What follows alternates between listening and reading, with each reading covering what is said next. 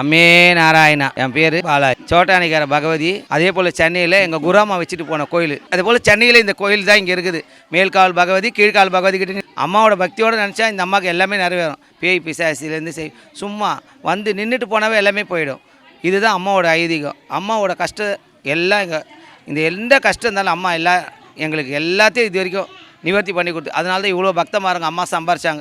கேரளாவில் வாழ்ந்தவங்க தான் எங்கள் பகவதி அம்மா, சரோஜினி அம்மா. ஒரு குழந்தையும் பிறகுறப்போ அந்தந்த குழந்தைங்களுக்கு உயிர் இல்லைன்னாங்கன்னா உயிர் உடனே அம்மா பாம்பு கடிச்ச குழந்தைய கூட அம்மா நல்லா ஆக்கி கொடுத்துக்குது.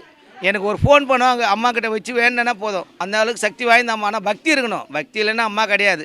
இன்றைக்கி 48 நாள் விரதம் முடிக்கிற நாள் இன்றைக்கி அன்னதானம். அதே போல் சித்ரா பௌர்ணமி பூஜை நடக்கும்.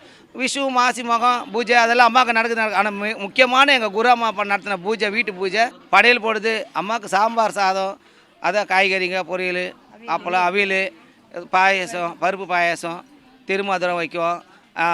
கல்கண்டு நெய் எல்லாம் வச்சு அது ஒன்று வைப்போம். இதெல்லாம் வச்சு பழங்கள்லாம் வச்சு பூஜை பண்ணுவோம். தென்னம்பாலை வச்சு எல்லாம்